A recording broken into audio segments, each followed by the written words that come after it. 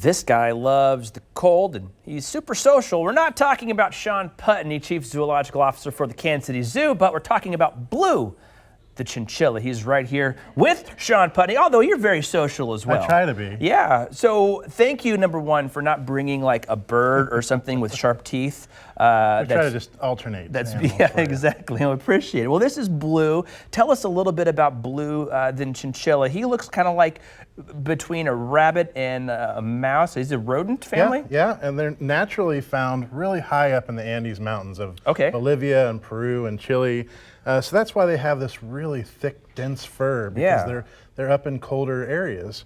They are nocturnal, as the prelude was, but Blue's kind of gotten used to being out and about. He's one of our ambassador animals, so he goes out and visits school children. And hope he's starting to move a little bit there. Hello, he's going to go for a climb up the mountain. Yeah, up the mountain of Sean, Mount Sean heard here. me talking. So. Awesome. Well, what does he do when he goes out and visits the kids? I mean, you talk about the ambassador program quite a bit here. You always bring some of those animals here. What's your guys' mission when you go out to do the outreach in the schools? Well, we're really talking about education of each animal species, but they usually have a focus on a conservation message or a group of animals or region of animals, so they have a theme for each area, and the schools will pick that out, what theme they want to go, and our staff does an amazing job at relaying those messages, and hopefully we create future conservationists. Okay. Now, just a really quick question here. I know I've seen chinchillas in the pet stores before. Are they good pets, or maybe we should again let the professionals take care of them? You know, as is always the case, you need to research what animals need. Chinchillas are better pets, but they also have needs. So make sure you know what you're getting yourself into.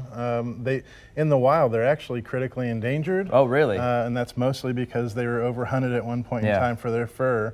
But they actually do well in captivity, and the populations in the wild aren't being decimated because of that. So if you want to pet, whether it be a chinchilla or anything else out there, make sure you do your research, because it might be more than you can handle. Okay, well, maybe leave it to the professionals. You can go visit them at the zoo. And we come to visit you here this weekend. We're supposed to have great weather for it this week, and this is the last weekend for the Santa dives, right? Right, so come by the zoo. You know, Santa's awful busy next week. Very busy, yeah. You can come by the zoo. You can watch our penguin walk at 11 o'clock. We have the Gentoo and King penguins out and about, and then come see Santa dive at 2 o'clock in the afternoon, Saturday and Sunday. Okay, and then a couple weeks later, we're going to do Zoo Year's Eve on the 31st. That's before the clock strikes midnight, but tell us about Zoo Year's Eve. Well, we do it a little bit earlier. So if you have younger kids that can't stay up till midnight. Or if you just get up early yourself and you can't stay up till midnight anymore. What a great place to kind of do your celebration. A tad earlier, so they'll be creating hats, they'll have some festivities, and count down the Zoo Year's Eve, which will be at noon that day. Okay, awesome. Well, thank you, Sean, for being here. Thank you, Blue, for being a very kind and quiet chinchilla here this morning. Thank you very much, guys. Thanks for having us.